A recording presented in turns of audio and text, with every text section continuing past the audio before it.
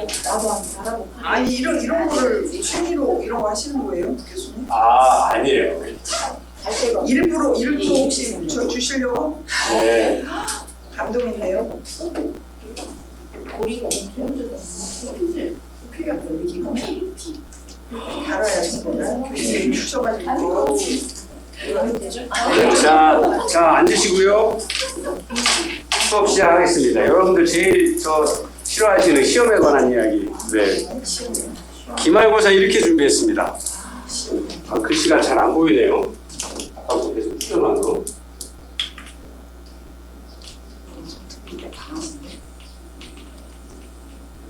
네, 계속 말씀드렸던 것처럼 제가 오늘 하나 갖고 왔죠. 4개 다 이렇게. 그리고 정보 지운 건 지워서 이제 지방보조금 신청 이거 올해분 3월에 했던 거거든요. 네, 3월에 평가를 했던 건데 여러분들 실제 따끈따끈한 걸 한번 보셔야 네, 다른 기관들은 제안서를 이렇게 쓰는구나. 네, 그다음에 도청, 관공서의 제안서를 이렇게 쓰는구나 한번 보시면 좋을 것 같아서 가져왔고요. 이 중에서 이 4개를 드릴 거예요. 이거는 지금 과대님 고생하시니까 드리고 나머지 분들은 과대님한테 카톡으로 파일을 드릴 거거든요. PDF 파일로 한 거나 아니면 사진으로 넣은 거를. 그럼 그걸 보시고 지방보조사업 공모 사업 제안서를 검토하시고 자, 검토한다는 거는 여러분들이 프로포절 제안을 어떻게 쓰는지를 제안서 사용 작성법을 계속 공부하고 계시잖아요. 그거에 맞게 잘 쓰고 있는지 검토하시고 프로포절 실무 평가 방법을 활용해서 심사 항목 및 평가 요소들을 배점에 맞게 개별 기관들을 평가해 주시면 됩니다. 4개 기관을. 그리고 이 제공한 지방보조사업 공모 사업 제안서 중에서 내가 기관의 어떤 책임자라 그러면 평가자라 그러면 어떤 부분이 제일 좋은지 4개 중에 하나를 고르시면 됩니다. 그리고 왜 그것을 골랐는지 설명을 하시면 됩니다. 그래서 여기 이제 평가서를 제가 이렇게 만들어서 드리려고 그래요. 네, 그냥 하라 그러면 또 모르시니까 이것도 다 드릴 거예요. 사진 안 찍으셔도 돼요. 그래서 기관에 대한 평가, 사업에 대한 평가 50점, 그다음에 수행 역량에 대한 평가. 네.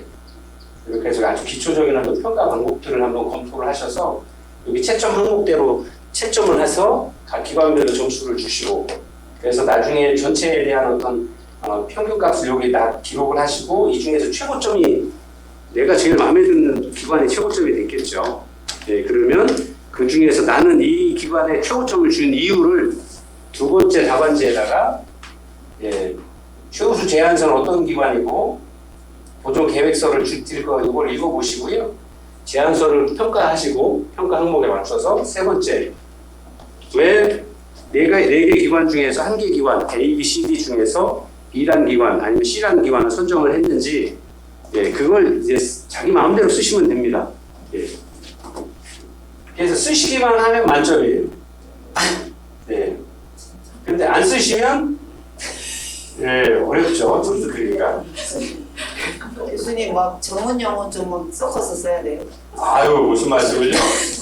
본인 생각을 쓰시는 겁니다. 사람마다 평가하는 방법도 다르고 다 다르기 때문에 그걸 뭐라고 할 수 없죠.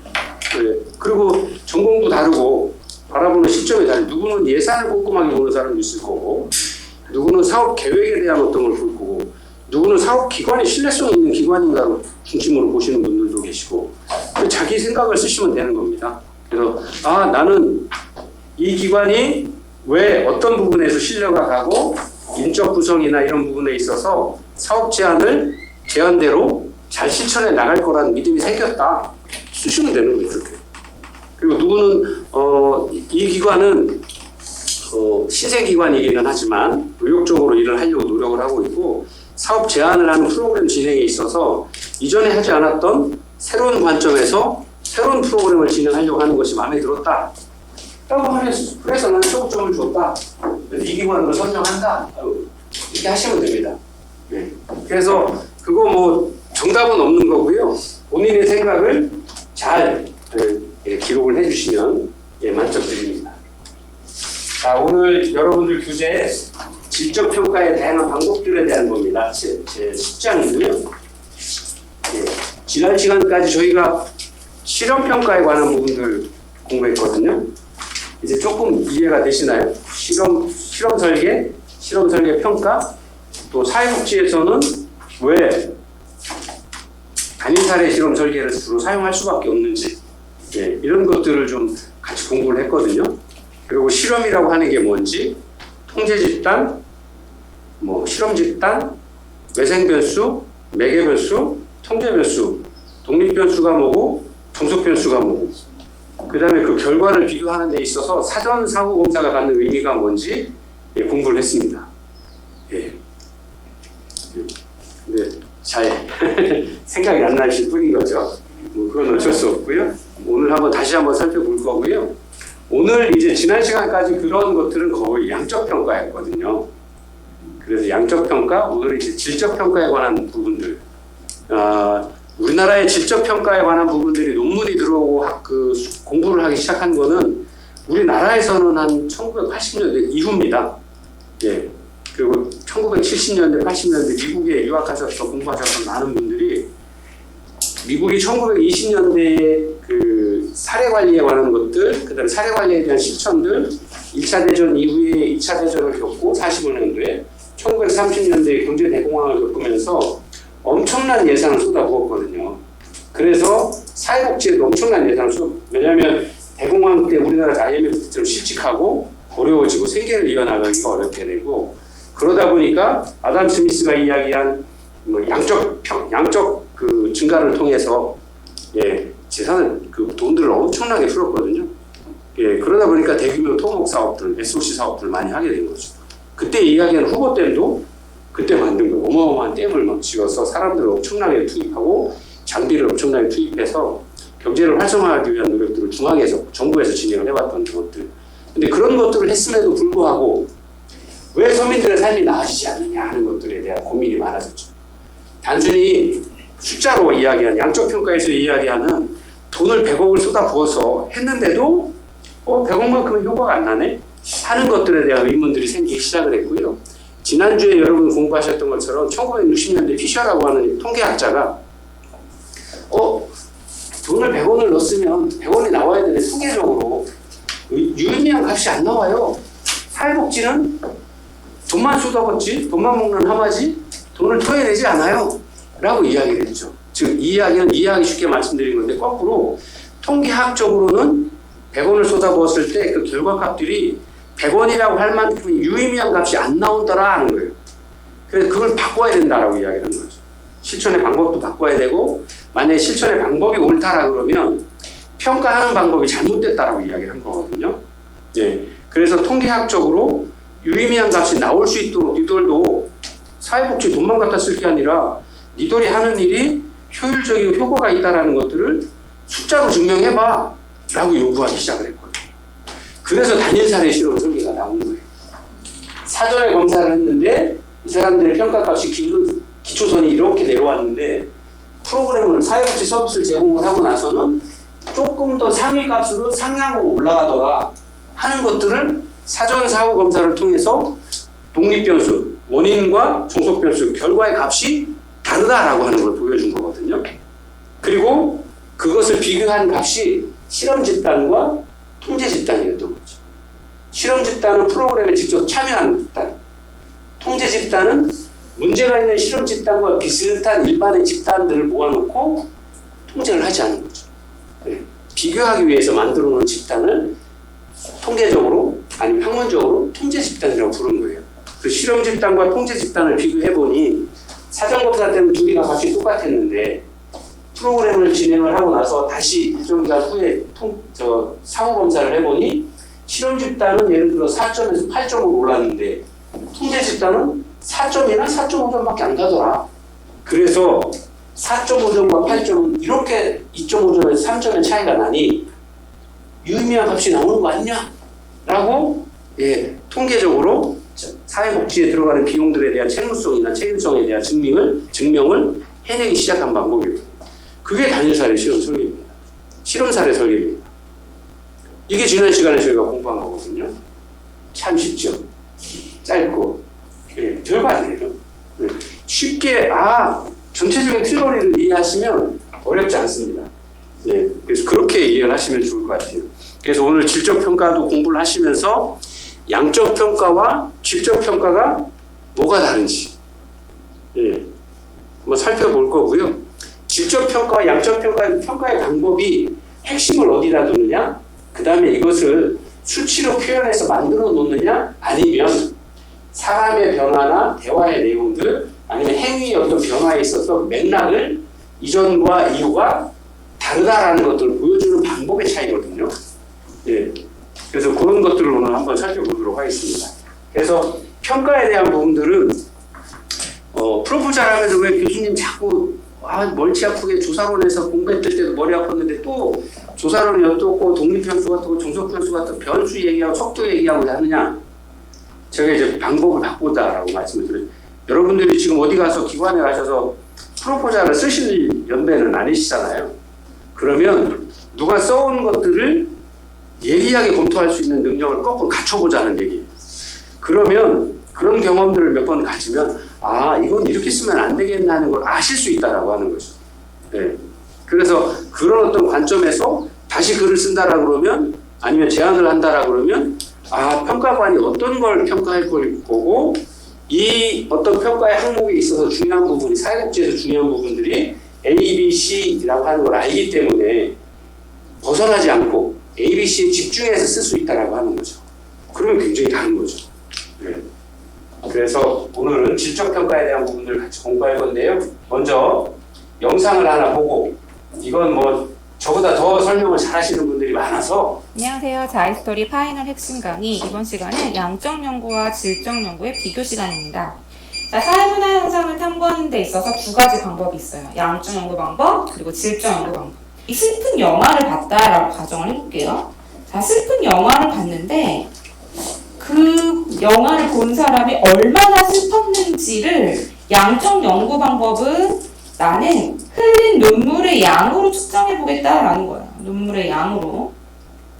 질적 연구 방법은 정말 슬펐는지, 얼마나 슬펐는지, 그 사람과 대화를 해본다든지, 그 사람의 표정을 살펴본다라든지, 그 사람의 이야기를 들어보면서 심층적으로 알아보겠다. 이런 식으로 생각해보면 돼요. 너 슬픈 영화 봤어? 얼마나 눈물 흘렸어? 몇 리터 흘렸어? 어떤 사람 5리터 흘렸어? 어떤 사람 3리터 흘렸어? 물론 5리터, 3리터는 좀 불가능하겠지만, 그럼 5리터 흘린 사람이 3리터 흘린 사람보다 더 많이 슬펐다. 이렇게 단정 짓겠다라는 거예요. 질적 연구 방법은 진짜로 그 사람이 슬퍼서 울었는지, 아니면 슬프지 않아서 울지 않은 것인지, 이런 것들을 깊이 있게 심층적으로 알아보겠다라는 거예요. 이렇게 이해를 해보세요, 여러분. 자, 첫 번째, 의미. 경험적인 자료를 계량화한대요. 자, 계량화라는 말은 수치화하겠다라는 거예요. 눈물 몇 리터 흘렸어? 숫자로 표현해볼 거야. 통계를 내볼 거야. 이런 의미로 이해하면 되겠죠. 자, 그리고 사회문화 현상을 연구하는 데 있어서 자연현상하고 사회문화 현상 본질이 같다. 그러니까 자연현상 연구하는 방법 그대로 사회문화 현상 연구할 수 있다. 방법은 하나인데 방법론적 이론론으로 간다는 거예요. 은근히 많이 나옵니다. 방법론적 이론론, 보기나 성지에. 자, 그리고 가설을 세운다라는 그런 특징이 있죠. 가설이라는 거는 잠정적인 결론이에요. 잠정적인 결론을 먼저 내리고 들어가는 거예요. 그래서 나중에 정말 이게 맞는지 이제 검증을 하는 그런 단계가 나오는 거죠. 자, 그리고 정말 중요한 키워드 나왔어요. 개념의 조작적 정의 별표해야 되겠죠. 개념의 조작적 정의라는 말 자체는 이거를 하는 이유가 측정을 하기 위해서 그러는 거예요. 측정. 나 아까 전에 얼마나 슬펐는지 흘린 눈물의 양으로 측정해 볼 거야? 슬픔이라는 추상적인 단어를 흘린 눈물의 양으로 구체화하는 거예요. 측정하기 위해. 이런 게 개념의 조작적 정의예요. 그냥 개념 정의랑은 달라요. 슬픔을 여러분 국어사전 찾아보면 슬픔이라는 게 무슨 뜻인지 나오겠죠? 그러면 그냥 개념 정의인 거고, 나는 슬픔을 흘린 눈물의 양으로 측정해 볼 거야. 이런 게 개념의 조작적 정의라는 거예요. 학업 성취도의 뜻이 있어요, 정의. 근데 나는 학업 성취도를 이번 중간고사 점수를 가지고 볼 거야. 이런 식으로 구체화하는 거 있죠? 측정하기 위해서. 이런 게 개념의 조작적 정의인 거예요. 자, 그리고 역시나 아까도 말했듯이 측정 한다. 수치와 통계 나오죠. 여기서 수치와 통계 이런 단어가 등장할 수 있는 거고요. 자, 질적 연구 방법은 꿰뚫어보는 거예요, 여러분. 직관적 통찰. 그 사람의 표정, 그 사람의 뭐 행동 하나하나, 이런 몸짓, 비언어적인 그런 메시지 이런 것까지 다 보는 거예요. 그럼으로 인해서 뭔가 그 현상에 대해서 깊이 있게 이해해보는 거죠.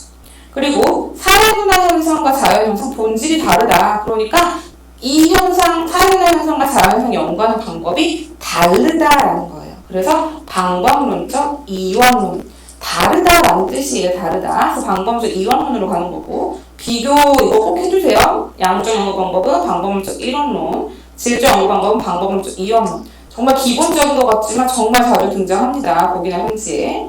자, 직관적 통찰이라는 말, 우리 꿰뚫어본다라고 했고, 해석한다, 이해, 이런 게 다 질적 연구 방법에서 등장할 수 있는 표현인 거죠. 직관적 통찰. 계속 나오죠. 그렇게 꿰뚫어 보려면 맥락을 봐야 돼요. 맥락. 그냥 그 사람이 눈물 흘렸어? 영화 보고 눈물 몇 리터 흘렸어? 끝. 그게 아니라 그 사람이 누구와 왔지? 그 사람이 어떤 사람과 같이 영화를 보면서 왜 그런 표정을 짓고 왜 그런 눈물을 정말 흘렸는지 대화를 통해서 알아봤더니 알고 봤더니 가식이었네. 하나도 안 슬펐는데 슬픈 척 한 거네. 이럴 수도 있는 거고요. 이 사람 진짜 슬펐는데 눈물 참았네. 이럴 수도 있잖아요. 이런 걸 알려면 그런 상황적인 맥락을 봐야 되는 거예요. 그리고 그런 의미 해석 이런 게 중요한 거죠. 자, 이렇게 해서 우리 양적 연구 방법, 질적 연구 방법 특성까지 봤고요. 다음 이어서 장점, 단점 한번 사례 살펴볼게요. 사회문화 현상 연구원 양적 연구 방법은 정말 그 숫자로 딱딱 떨어지잖아요. 정확해요. 정밀하죠. 그런 연구 가능하다는 거. 그리고 일반화와 법칙 발견, 이거 자체가 목적이에요. 일반화와 법칙 발견이 양적 연구의 목적인 거죠. 질적 연구 방법은 어떤 사회문화 현상에 대한 그 의미를 실질적으로 이해한다라는 거. 이렇게 이해하면 되겠죠. 자, 여러분, 문제에서는 사례가 나왔을 때 그 사례를 보고 어떤 연구 방법에 적합하니 이런 문제도 출제가 되고 있고요.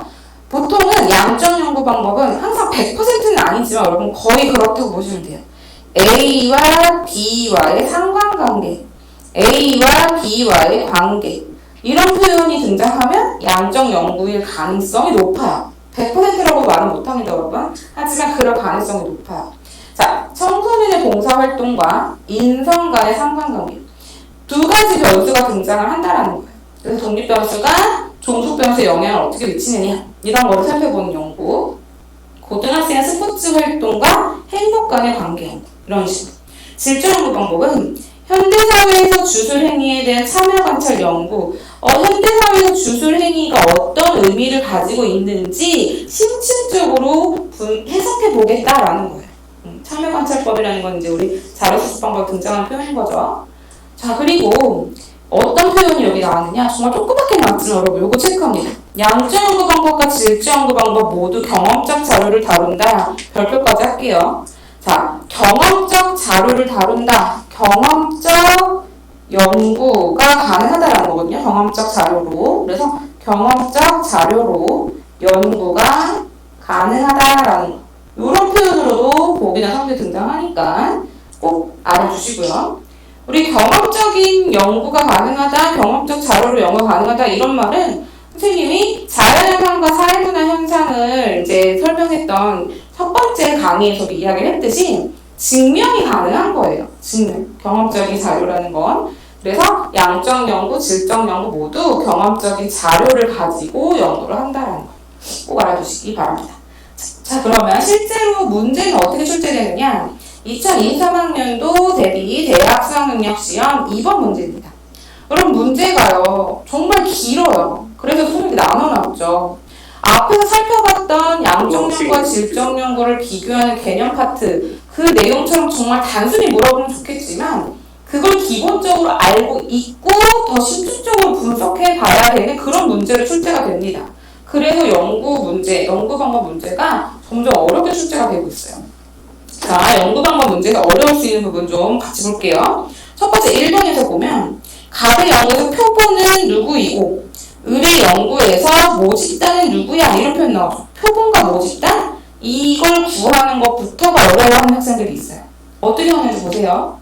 자, 값은 여기까지만 할게요. 안녕하세요. 요 다음은 이제 시험에 관한 부분. 이게 시험 제가 여러분들 어떻게 설명드릴까 이렇게 쭉 찾다 보니까 이게 제일 찾은 것 중에 제일 간단하게 이해할 수 있도록 이게 고3 사회학 하는 친구들 사회학 그 고3에 이제 하나 봐요. 저도 이제 고등학교 다닌 지가 오래돼서 요새 사회학에서 양적 연구와 물리 질적 연구에 대한 비교를 하는 것들, 사회 현상을 설명하는 것들을 저렇게 문제가 나고 그걸 고등학교 대학 입시 시험 문제 풀이거든요 이게. 예, 근데 저희 대학에서 가르치는 것보다는 더 잘 가르쳐 주더라고요. 그래서 이런 부분들을 좀 잠깐 같이 살펴봤고요. 한번 지난 시간에 공부했던 거를 후치를 한번 정리를 해서 여러분들이 그 공부하셨던 부분들을 전체 그림들을 한번 다시 써볼게요. 그래서 오늘 저 하시면서 분명히 개념을 오늘 다 가지려고 하셨으면 좋겠어요. 아까 양적 연구와 질적 연구를 따로따로 떨어뜨려서 보시면 안 되고요. 저 같은 경우도 실제 현장에서 뭐 어떤 그 프로젝트를 한다거나 아니면 그 시나 도 아니면 뭐 여가부 아니면 보건복지부에서 어떤 프로젝트를 맡아서 하면 평가 부분이 제일 많이 신경 쓰여요. 물론 계획을 세울 때도 그런 부분들을 다 포함을 해서 평가는 어떻게 할 계획이고 그다음에 그런 것들에 대한 어떤 그 객관적인 증명 자료들은 어떤 자료들을 쓸 거다, 척도를 어떤 것들을 쓸 거고 그런 것들은 설문이나 이런 것에서 표준 척도를 사용해서 하기는 하지만 현재 문제나 현재 사회 문제, 그다음에 2026년도 아니면 2025년도에 천안지역의 어떤 문제들, 모집단의 어떤 가지고 있는 특성들 때문에 이러한 부분은 조작적 정의를 통해 설문을 이렇게 바꾼다라고 다 표기를 해놔요. 예. 왜냐면 그래야 나중에 학문적인 어떤 함의를 가질 수 있게 되니까. 근데 이제 그런 부분들에서 제일 중요한 거. 어떻게 진행이 될 거고, 어떻게 상관관계를 가질 거고, 지난 시간에 공부했던, 단일 사례 실험 설계에서 공부했던 것처럼 원인이 결과보다 앞서 있어야 되죠. 원인이 먼저 생겨야 결과가 생겨야 되는 거죠. 거꾸로 생기면 안 되죠. 이 순서를 어떻게 잘 진행해 나갈 거냐 하는 것. 근데 원인과 결과는 상관관계, 연관관계가 있다라고 하는 이것 때문에 이게 나왔다라고 결과가 설명이 돼야 되죠. 예, 나중에 보고서에. 예, 그래서 그런 것들 때문에 여러분들이 개념을 좀 정확히 잡으셔야 돼요. 그래서 이 개념이 정확히 잡히면 여러분들 어떤 논문을 읽든지 아니면 뭐 회사에서 어떤 레포트를 보든지 누가 기한서를 갖고 왔을 때 기한서 자체가 제안서죠. 아, 요놈이 어떤 생각을 가지고 있고 어떻게 일을 하겠다고 하는 건 이게 실제 가능한 일인지 아니면 한 번도 우리 회사에서 또 우리 조직에서 안 해봤던 일이면 이게 실천 가능한가? 라는 거를 바로 하실 수 있어요. 예. 원인과 결과가 어떻게 될 건가를 논리적으로 생각하실 수 있으니까요. 예. 그래서 안 해봐도 아, 요거는 여러분들이 그렇잖아요. 실제 책임자라 그러면 기관의 책임자라 그러면 성공 확률 60%만 되면 해야죠. 마이너스 40은 어차피 버린다고 해도 60을 얻잖아요. 실제 사람과 관련된 사회복지 쪽이나 보건 쪽에서 하면은 51%만 돼도 노력을 해봐야죠. 심지어 의사는 0.1%의 가능성만 있어도 CPR 해야 돼요. 왜? 의무거든요. 살 수 있는 어떤 가능성이 있다라고 그러면 최대한의 노력을 해봐야죠. 예. 근데 사회복지에서는 100% 그렇게 할 수는 없죠. 아직은 뭐 생명을 다루는 건 아니니까. 근데 뭐 그렇게까지 갈 필요, 그건 윤리나 의무에 관한 부분들, 가치에 관한 부분들인 거고요. 자, 다시 돌아와서 지난 시간과 이번 시간에 공부할 핵심만 딱 이것만 이해하시면 나머지는 그냥 여러분들이 읽어보셔도 되고 아니면 사회현상을 보셔도 돼요. 자, 가장 모든 것들은 독립변수에서 시작을 하죠. 네. 자, 이걸 변수라고 그러죠. 네. 네. 변수라고 하는 건 이것도 변할 수 있고요. 이것도 변할 수 있고 1이 될 수도 있고 2가 될 수도 있고 3이 될 수도 있어요. 서울에서는 5가 될 수도 있고요. 부산에서는 1이 될 수 있어요. 제주도에서는 그런 일 없을 수도 있어요. 네. 그래서 변수예요. 그래서 상황마다 다 달라요. 매 케이스마다 다 달라요. 자, 그럼 우리는 가설을 세우죠. 또 가설은 H로 표현합니다. 영어로 H로 시작하는 하이퍼클립스라고 해서 H로 시작하니까 H는 가설이에요. 아까도 보셨죠? 설명할 때 양적 연구에서의 가설 확정되지는 않았지만 이렇게 될 것이다. 사람은 우리 균합법, 연역법 공부하셨죠? 연역은 이론을 먼저 사람은 죽는다. 결과를 먼저 내죠. 이론에 대한 것들, 예정을 먼저 이야기를 합니다. 균합법은 결과를 먼저 이야기하죠. 그래서 이렇게 해서 가설을 세우고 그 결과에 대한 것들을 예상을 해서 실험을 통해서 증명해내는 겁니다. 증명을 해서 참이면 연가설을 채택을 하는 거고 아니야 연가설이 안 맞아 그럼 반대 가설 대립 가설을 채택을 하게 되는 겁니다. 가설은 H0, H1 보통 뭐 씁니다. 이건 뭐 계속 변할 수 있어요. H0은 우리가 이야기하는 연가설 또는 귀무가설이라고 이야기를 합니다. 자, H1 바뀌는 것들은 연가설이 아닌 것 대립되는 가설이거든요. 대립가설이라고 합니다. 자, 그러면 우리가 보통 단일 사례 실험 설계든 양적 연구든 질적 연구든 연구를 하는 이유는 그리고 평가를 하는 이유는 이것이 이 사람들이 예를 들어서 무엇을 통해서 무엇을 하겠습니다. 그다음에 요게 프로그램이 되는 거죠. 아니면 서비스가 되거나 기획이 되거나 기한서가 되는 거죠. 계획이 될 수도 있고. 네. 자, A를 통해서 B를 결과를 만들어내겠습니다 하는 거잖아요. 이걸 아직 안 해봤지만 제안서에 한다고 하는데 진짜 될까? 그리고 이 제안서라고 하는 게 논리적으로 맞아? 사회과학적으로 맞아? 사람을 상대로 했을 때, 실험을 했을 때, 서비스를 제공했을 때 이 사람들이 얘기한 대로 이 결과값을 얻을 수 있을까?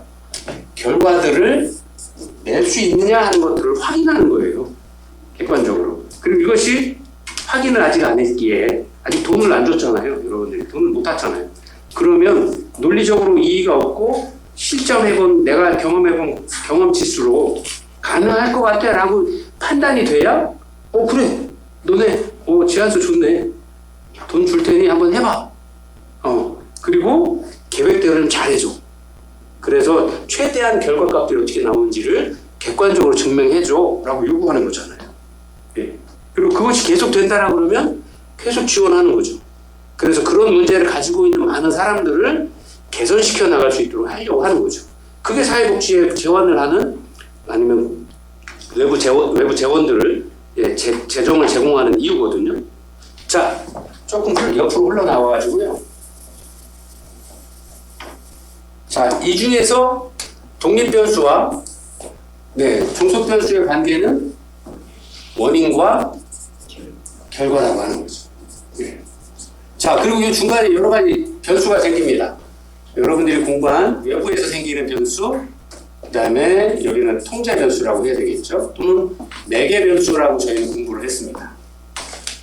뜻하지 않게 외부의 영향을 받아요. 학습 효과라든가 아니면 외부의 예를 들어서 날씨가 바뀌었다거나 이런 부분들. 그 다음에 매개 변수, 전혀 아닌 건 줄 알았는데 다른 어떤 제3의 어떤 영향들이나 사회 현상들 또는 심지어는 가족들이 내가 하려고 하는 나는 정말 열심히 공부하려고 하는데 공부만 하려고 책상에 앉으면 야 외식하러 가자 아빠 오늘 월급 탔다 로또 맞았다 밥 사주러 갈게 가자 그러면 매개 변수예요. 외생 변수예요. 자, 통제 변수는 클라이언트나 서비스 집단들이 다양하게 바뀌죠. 예를 들어서 성별의 차이가 난다거나 그래서 성별의 차이 나면 기질이 다르죠. 이제 저희 너무 잘 알죠. 그 다음에 지역구가 달라요. 또 살고 있는 환경이 달라요. 농촌인지 도시인지 어촌인지 미국인지 한국인지 일본인지 그들이 가지고 있는 문화가 달라서 같은 프로그램들이 변할 수밖에 없죠. 우리가 통제할 수 없어요. 여러 가지 다른 사람들 이런 것들이 이제 통제 변수라고 해서 외생 변수와 매개 변수 또는 통제 변수의 영향을 최소화해서 당초 우리가 목적한 대로의 서비스나 프로그램들을 제공하기 위한 노력들은 어떻게 하느냐 하는 거예요. 자, 요거는 이게 프로그램이죠. 프로그램. 아니면 우리가 보통 서비스라고 부르는 거죠. 사회복지 서비스인 거죠. 이것들이 외부나 통제 변수의 외부의 영향을 최대한 덜 받아서 원하는 목적대로 끌고 가기 위한 것들은 이거 누가 해요? 소셜 워커가 해요. 기관이 하든가 사회복지사가 해야 되는 거죠. 근데 이거를 맥락에 맞추어서 얼마나 잘하느냐, 그리고 상황에 따라서 어떻게 잘 유도하느냐는 죄송한데 우리가 그동안 공부했던 실천 기술론이라서 이야기하는 클라이언트와 관계를 잘 맺고 라포 형성하고 클라이언트의 마음을 잘 맞고 클라이언트 눈높이에 맞춰 일하는 것들에 대한 다양한 스킬들을 공부를 했어요. 이 평가에서는 죄송한데 이거 안 따져요. 왜? 요거까지 따지면 굉장히 복잡해요. 변수가 너무 많아서 통제하기가 너무 어렵죠. 결과값들이 나왔다라고 하는 것들을 객관적으로 증명하기가 너무 어려워요. 자, 그러면 여기서부터 하나 보죠.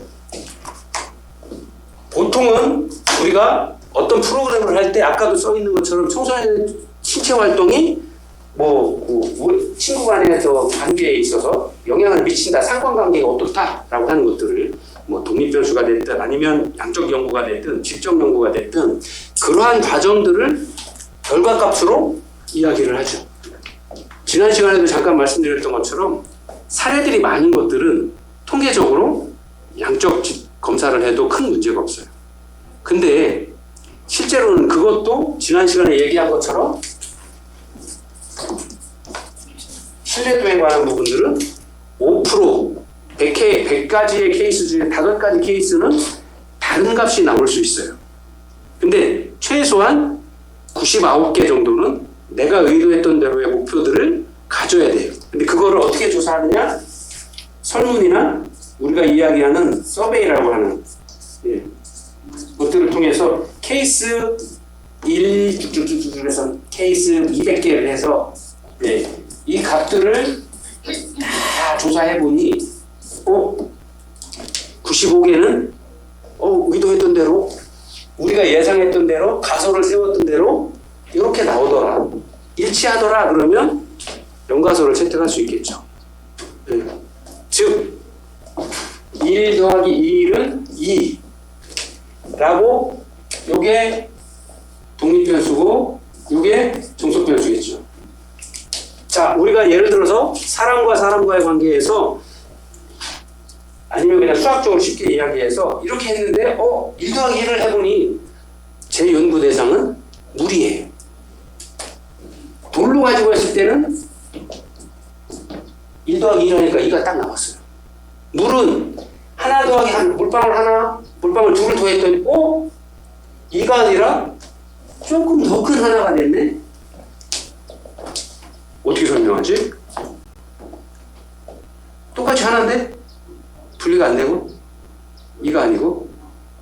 자, 그럴 경우에는 연가설이 안 맞네? 대립가설이 맞는 거죠.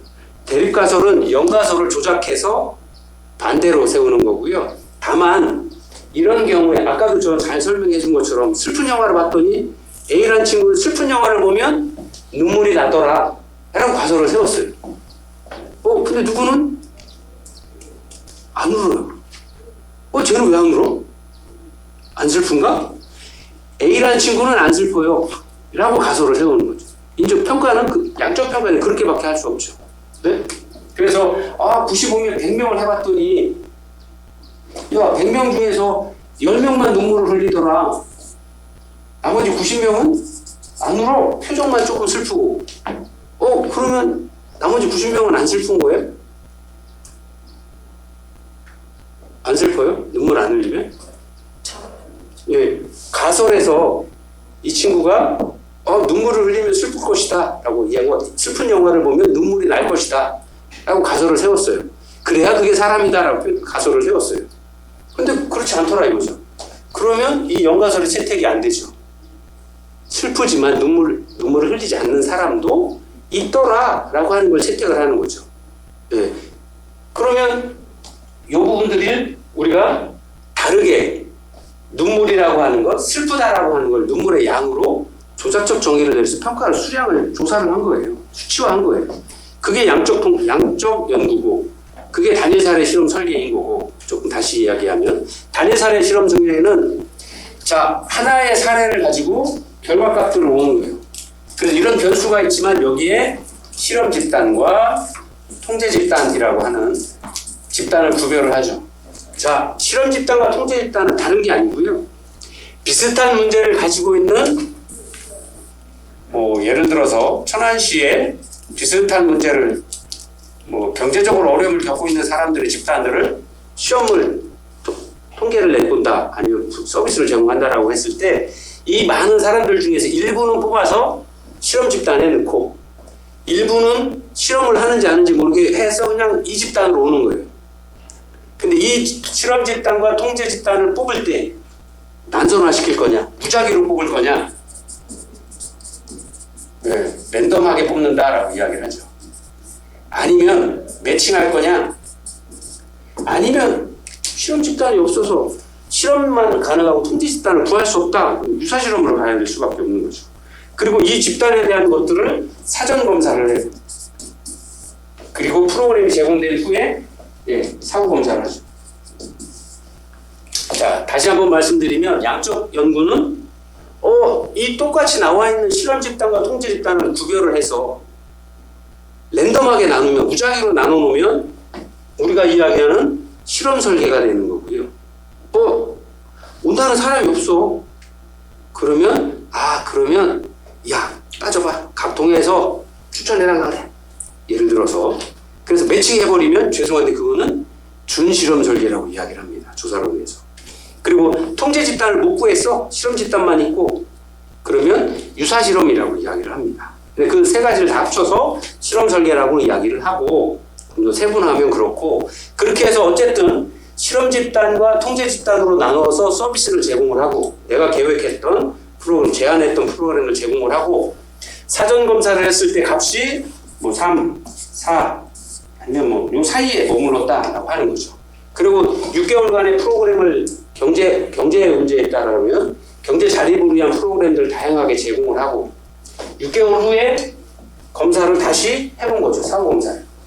그래서 값이 실험 집단과 통제 집단의 값이 얼마나 차이가 나느냐, 어떤 변화를 보였느냐, 실험 집단의 값과 실험 집단의 사후 검사를 비교해보고 통제 집단의 사전 검사와 통제 집단의 사후 검사 값들을 비교를 해보면 내가 제공 이 문제의 원인에 있어서 독립 변수는 알고 있고 프로그램을 통해서 그 결과값들이 얼마나 개선됐는지 어떤 변화값을 보였는지를 확인하는 게 단일 사례 실험 설계고 이러한 과정들이 사회복지에서 양적 실험 설계다라고 이야기를 하는 겁니다.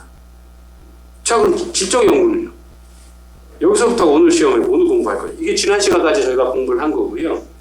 자, 그럼 지금부터 질적 연구 방법은 지금부터인 거죠. 뭐가 다를까요? 아까 공부하신 거 잠깐 들은 것 중에 이렇게 똑같이 할까요? 가설을 세워서 진행을 하는 부분들은 어느 정도 일맥상통하는 부분들이 있습니다. 근데 문제는 여기가 달라요. 여기 이따가 그림으로도 한번 더 보여드리겠습니다만 예를 들어서 이런 어떤 그 실험 집단과 통제 집단을 구하기가 굉장히 어려운 경우들이 많이 있습니다. 예를 들어서 성매매 여성의 케이스라든가 아니면 노숙자들에 대한 케이스라든가 아니면 가정폭력, 가정피해자 아니면 고아로 자란 아이들에 대한 어떤 그 사회 적응도에 대한 조사를 한다거나 하는 그런 특이 케이스들 굉장히 많죠. 질적 연구는요, 여러분 잘 아시겠지만 제임스 얼마 전에 돌아가신 그 침팬지 연구를 하셨던 그 유명한 영국의 동물학자 계시죠. 네, 그분의 연구가 시작이 대표적인 케이스라고도 할 수 있죠. 그동안은 보통 질적 연구의 가장 대표적인 건 민속학이었어요.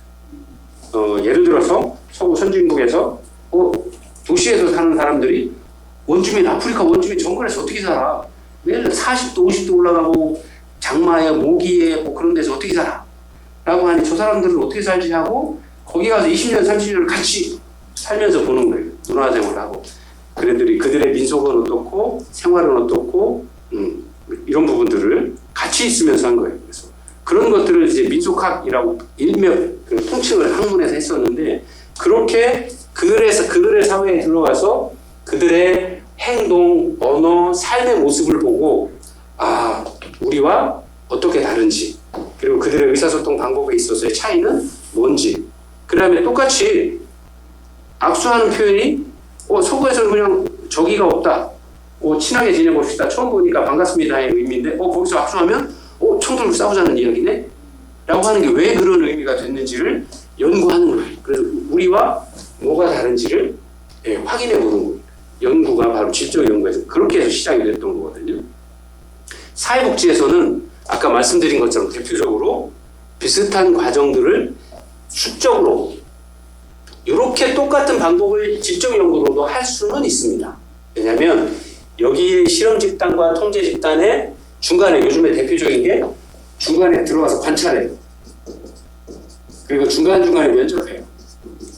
네. 프로그램 마음에 들어?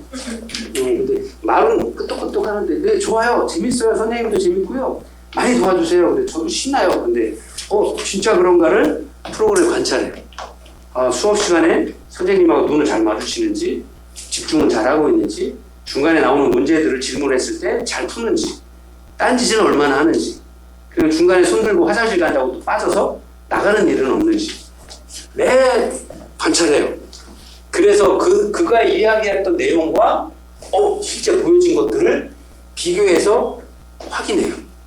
그래서 원인과 결과에 대한 비교표를 사회복지사 선생님이 아니면 관찰했던 사람들이 연구자가 해요. 그래서 질적 연구는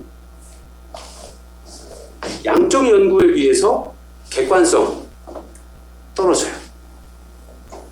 객관성이라고 하는 건 양적 연구는 서베이를 통해 조사를 통해서 인터뷰를 통해서 설문지를 통해서 자기가 알아서 써서 낸 것들을 통계내는 거잖아요. 근데 이건 이 연구의 결과를 면접하고 관찰하고 이런 것들이 제가 어떤 생각을 가지고 있는지 제가 예를 들어서 남성 변호자면 남성과 인터뷰를 하면 일단 제가 선글라스를 꼈잖아요. 색안경을 꼈잖아요. 그러니까 남성이라고 하면 일단 싫어요.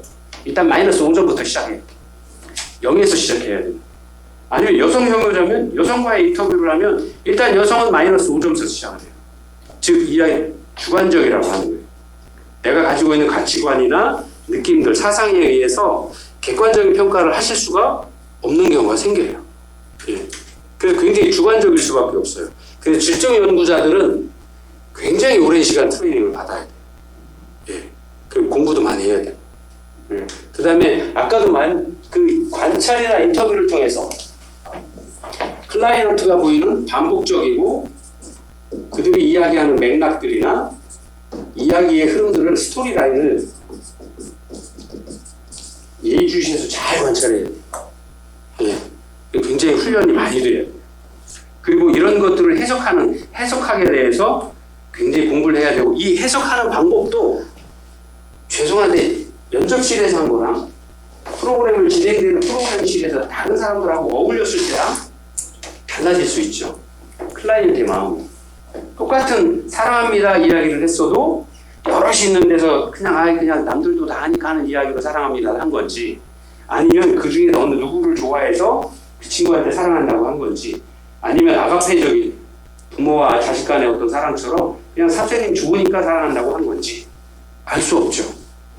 그래서 그런 것들을 주변 환경이나 맥락에 맞추어서 왜 그렇게 되어 있는지를 상황들까지도 해야 돼요. 근데 그게 한 번에 끝나는 게 아니라 수십 번의 관찰과 면접을 통해서 계속. 그래서 민속학의 연구는 제인 구달.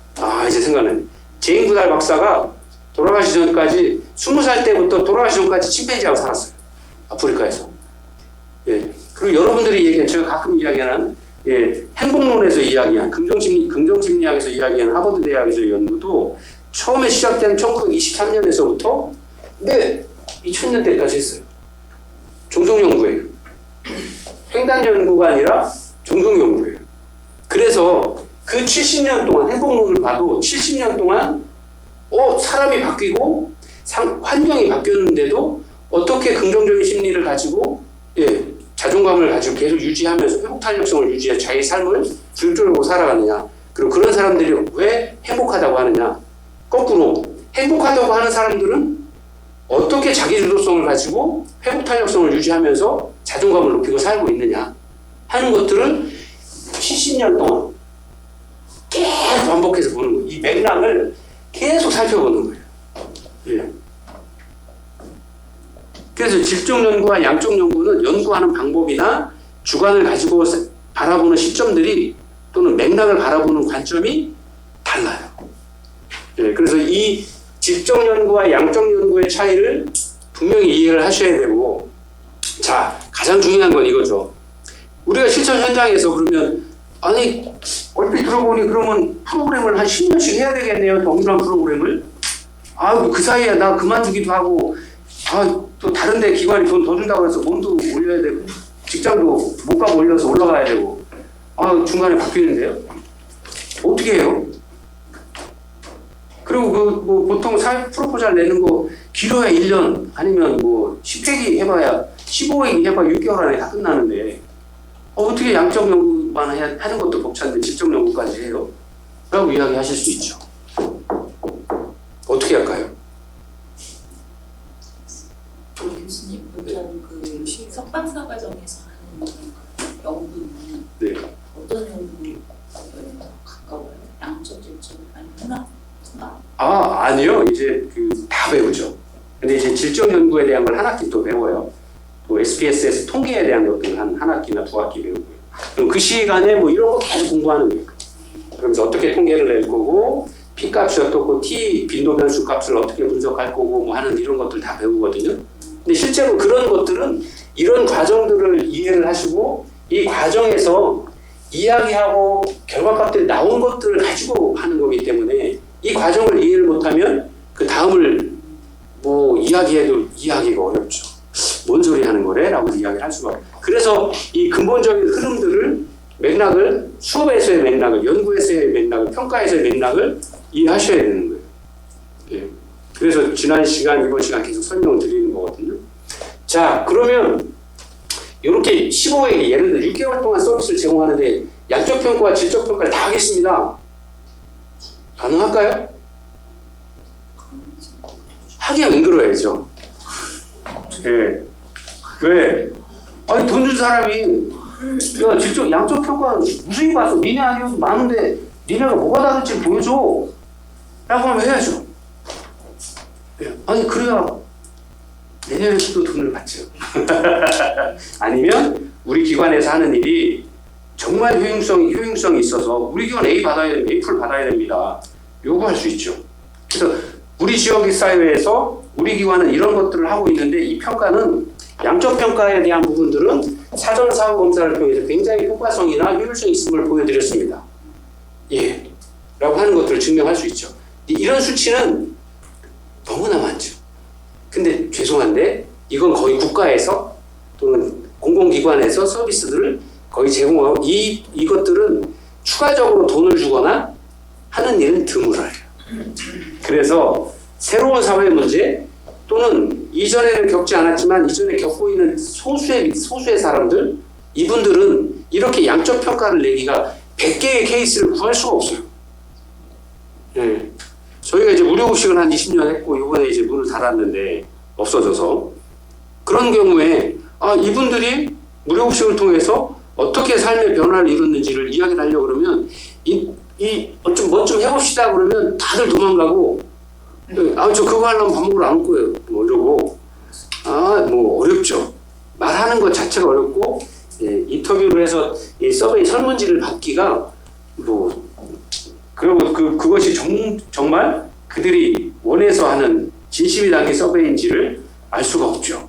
그러면 질적 연구를 할 수밖에 없는 거예요. 내가 만나서 작은 거에서부터 이야기를 시작을 하고 또 관찰을 통해서 매번 가서 매번 시간만 일정한 시간에 가서 저 사람의 어떤 모습들이나 반복적인 패턴들, 어떤 행동의 패턴들을 연구해서 그 특징들을 확인해 볼 수밖에 없는 거죠. 배식을 하기 전에는 어떤 모습들로 있다가 배식을 시작하니까 어떻게 바뀌고 식사를 해서 식사 뒷정리는 어떻게 하고 그 다음에 나갈 때의 모습들은 어땠는지 그리고 어디로 가는지 예, 이런 것들을 계속 주기적으로 살펴봐야 되는 거죠. 예를 들어 15번 할 15번 급여를 무료급식을 한다라 그러면 서비스를 제공한다 그러면 그 서비스하는 기간 동안 15번을 확인을 해서 초창기에 인터뷰를 하거나 맥락을 통해서 관찰을 통해서 보였던 값들과 건강한 모습이나 건강에 대한 것들을 조작적 정리를 통해서 뭐 꼭 병원에 가서 건강하다를 증명할 수는 없잖아요. 그럼 혈색이라든가 몸무게라든가 아니면 머리 색깔이라든가 머리카락의 어떤 뭐 윤기 정도라든가 예를 들어서 피부색, 피부의 윤기 정도라든가 뭐 눈의 어떤 색깔들이라든가 뭐 입술의 색깔이라든가 이런 거 다 봐서 기록을 해놓고 매번 어떻게 바뀌는지를 확인을 해야죠. 네. 네. 그래서 그런 값들의 변화 값들을 관찰이나 면접이나 아니면 또 더 할 수 있는 심층 면접이나 아니면 그 주변 사람들에 대한 주변 면접을 통해서 예, 알 수 있어야 확인하고 계속 변화 값들을 확인해 볼 수 있어야 되죠. 그래서 예를 들어 서비스를 제공할 때의 첫 모습과 15번, 15번 무료급식을 제공한 후에 또는 뭐 반찬을 제공한 후에 노숙인들 어떤 도시락을 갖다 배달을 했던 이후에 환경들의 변화를 확인할 수 있어야 되는 거죠. 그분들 면접 인터뷰 설문지 좀 만족도 조사 좀 해주세요 하면 나는 그를 몰라. 아니면 그것도 해야 돼? 아니 그럼 오지 마. 당신 아니어도 이런 거 갖다 준 사람 많아. 라고 이야기하면 어렵죠. 그러면 그렇게 할 수밖에 없는 거죠. 그럴 때 질적 연구를 하는 거죠. 그리고 또 하나 관찰이나 면접은 상대방 동의 안 해도 하실 수 있죠. 연구 목적으로. 그리고 실제로는 실제 그 프로그램을 진행을 할 때 중간중간에 질적 연구라고는 안 하지만 여러분들이 얼마나 잘하는지 누군가가 와서 관찰을 할 수도 있고 필요한 게 면접을 할 수도 있습니다라고 설명을 하고 그거에 대한 전체적인 동의를 얻을 수도 있죠. 전체 서비스 과정에서. 그럼 그런 것들을 뭐 담당자를 통해서나 제가 지난번에도 말씀드렸잖아요. 충남에는 뭐 한국 그 사회복지연구원이나 이런 것들이 많아요. 그래서 여러분들이 기관에서 프로그램들을 하거나 할 때 뭐 그게 각 도별로 뭐 시별로 다 있어서 우리 이런 연구와 이런 서비스를 제공하는데 한번 효과성 검토를 한번 해줘라 객관적으로. 그러면 무료로 와서 다 해줘요. 박사고 과정 연구생들이. 예. 그럼 그 친구들이 와서 직접 연구를 해주는 거예요. 양쪽은 우리가 할 테니 당신네들이 면접이나 관찰이나 다른 방법으로 다른 각도로 질적 연구 방법을 통해서 효과성이 있는지를 객관적으로 증명해줘라 라고 하면 해줘요. 그거 굳이 내가 다 알지 않아도. 그러면 대신에 여러분들이 아셔야 될 건 제안서를 공부하면서 여러분들 평가나 연구 방법에 대해서도 아셔야 된다라고 아까 모두에 말씀드린 것처럼 내가 그러면 이 연구를 하는 동안 이 프로그램을 제공하는 동안에 양적 연구는 어떻게 해야 되고 질적 연구는 어느 시점에 어떻게 해야 되는가를 아셔야 질적 연구는 뭐 공공기관의 어떤 박사후 과정들, 연구생 과정들을 불러다가 도와줘 할 수 있는 거고. 네, 우리 직원들 중에서 누가 너희가 담당해서 이거는 질적 연구나 양적 연구는 이렇게 저렇게 해봐. 그리고 니들이 해온 값들 나한테 좀 한번 정기적으로 보고해줘. 근데 막 수치를 잘 써갖고 왔는데 P값은 어떻고 T 분석 빈도는 어떻고 뭐 해갖고 왔는데 통계값치를 가까워 뭔 말이요? 라고 물어볼 수는 없잖아요. 여러분들이 사회복지 이것 가지셔서 그러면 이런 과정을 통해서 이렇게 되는 거구나. 좋아, 그러면 신뢰도 분석을 갖고 와봐. 자, 다시 한번 말씀드리지만 이 P값이 0.05보다 작다. 어딨죠? 이래야 신뢰도가 있다라고 하는 거거든요. SPSS 통계값에서 나오는. 그럼 이거는 100번 연구에서 5번은 벗어날 수 있지만 95번은 동일한 값을 나온다는 거예요. 동일한 범위의 값을 갖는 거예요.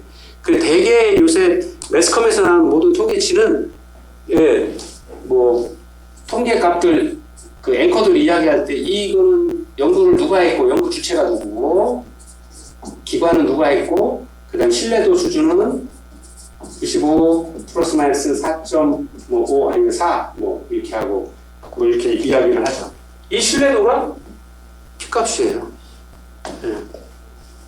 그래서 95% 이상 나온다는 거죠, 일단. 그래야 통계로서 유의미한 값을 가진다라고 인정을 하는 거고요. 이건 과학적인 근거는 없어요. 죄송한데. 그냥 아주 오래전서부터 피셔라고 하는 연구자가 이야기했던 때처럼 1920년대, 30년대에서부터 통계라고 하는 학문을 가지고 사회를 연구를 할 때부터 야, 그래도 95% 이상은 나와야 되는 거 아니야? 라고 그냥 잠정적으로 서로 합의를 했어요, 연구자들끼리. 그날 이후로 95% 이상은 나와야 인정할 수 있다는 게 암묵적으로 인정이 돼버린 거예요. 예.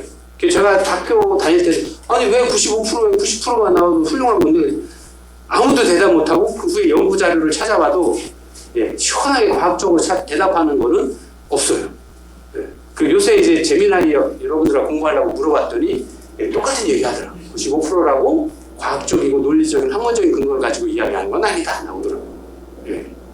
그래서 그렇게 됩니다. 그래서 이거 플러스 마이너스 4.5%는 실제로 따지면 예를 들어 신뢰도가 플러스 95% 요새 심한 거는 뭐 5.5% 나오면 5%라고 그러면 90%에서 100%잖아요. 다 한수도 있고 9개 이상은 나온다. 자, 이렇게 해서 여러분들이 오늘 공부하실 지난 시간에 공부하신 단일사례 실험설 양적 연구의 대표적인 사례와 질적 연구가 어떻게 실제 현장에서 병합될 수 있는지, 실제 어떻게 잘 사용될 수 있는지를 한번 봤고요. 혹시 여기까지에 대해서 궁금하시거나 질문들 설명을 했는데 나는 이해가 안 돼요 그런 부분들이 있으시면 학생분들이 워낙 집중을 잘 해주시니까 제가 잠깐 쉬었다가요 이어서 하겠습니다.